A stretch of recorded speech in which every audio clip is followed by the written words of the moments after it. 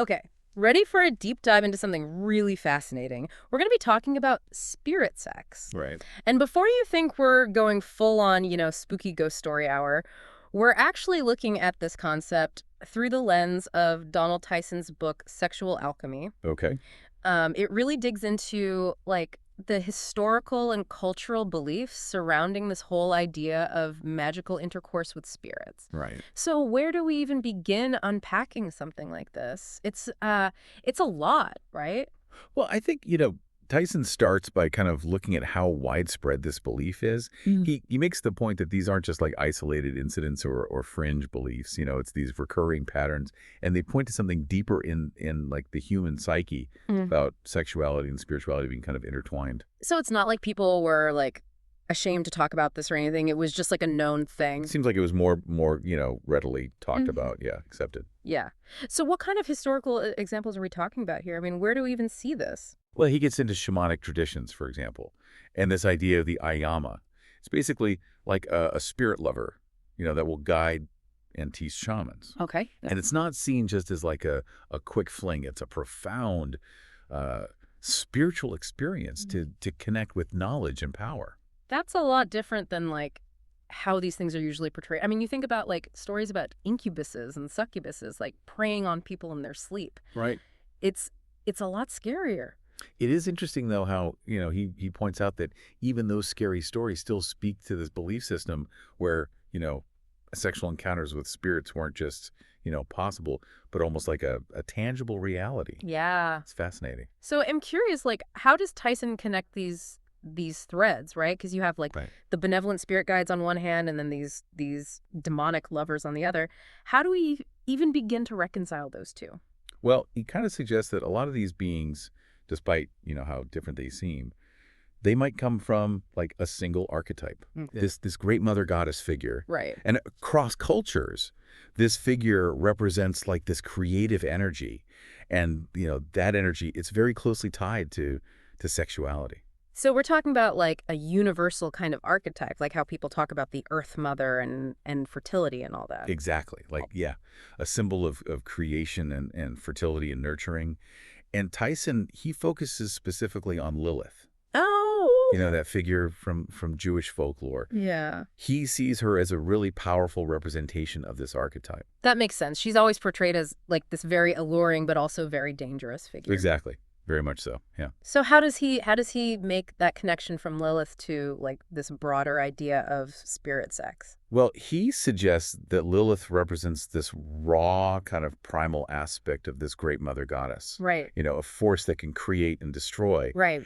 And then he draws parallels between Lilith and other like powerful female deities from different cultures like Shakti in the tantric traditions of India. So there's a pattern here. We've got like this feminine divine force. It's tied to sexuality. It's tied to this spiritual power. Exactly.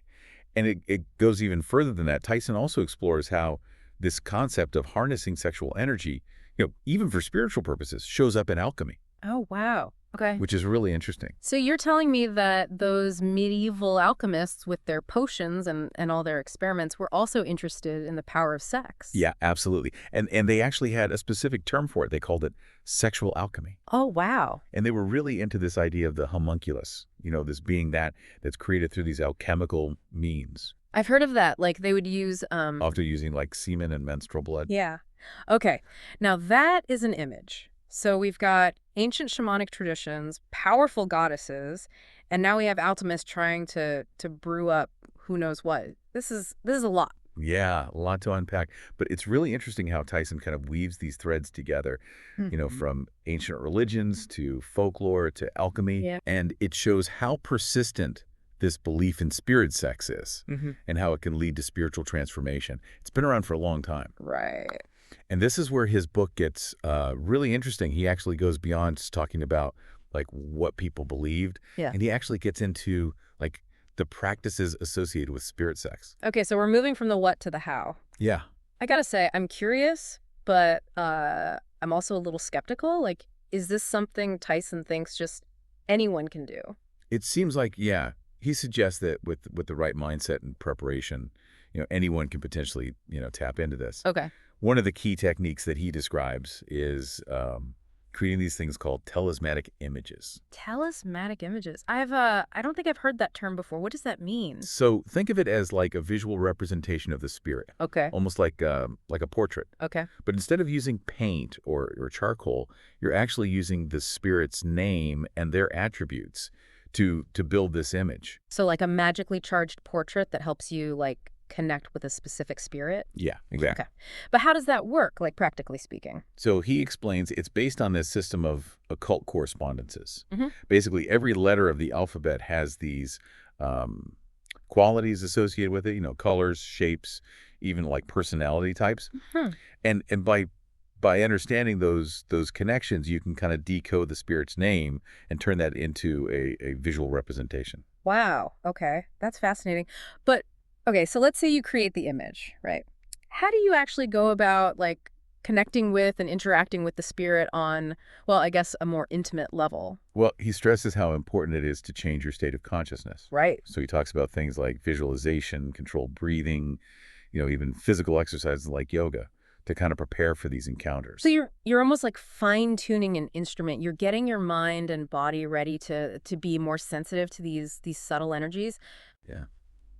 That's a good way to put it. And he also talks about the importance of protection, Right. like hardening your aura. Right, you don't want just any spirit like coming in unannounced. Exactly. Setting those boundaries and making sure that any interaction that happens Mhm. is consensual, beneficial for both parties involved. That makes sense. Okay, so let's talk about the experiences. Like, what are people saying? What does Tyson say about what they actually feel? He gets surprisingly detailed in his descriptions. Okay. People report feeling like tingling, warmth. Some people even talk about like full body orgasms. Wow.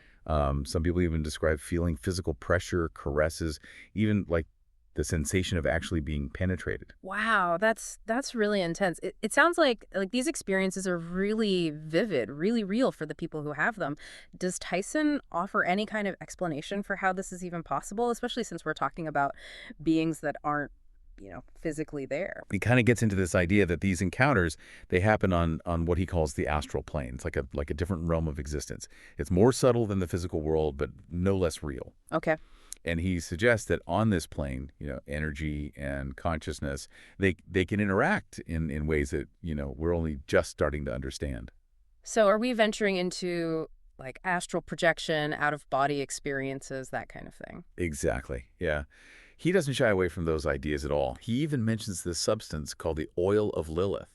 Okay. It's said to be produced during these encounters and used in other like magical practices. Oil of Lilith.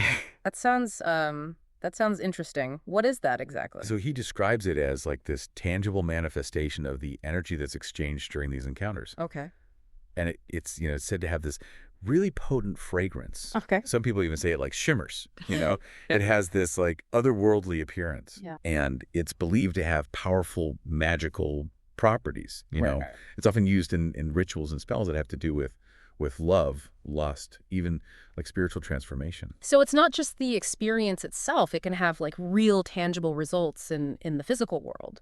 That seems to be the suggestion. Yeah. And it speaks to this core idea in alchemy and a lot of mystical traditions that the spiritual and the material, they aren't separate. They're interconnected. Right. What we do in one realm can affect the other. That is a really powerful concept, but it also brings up more questions, right? Like, if these practices can have these tangible outcomes, what about the ethics of it all? Right. And what are the risks and the rewards? Yeah. But I think most importantly, what's the deeper meaning of it all? Yeah.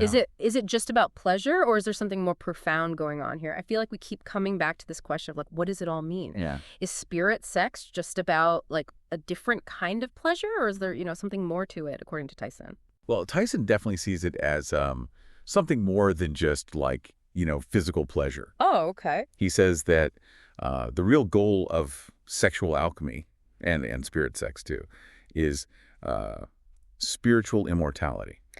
Okay.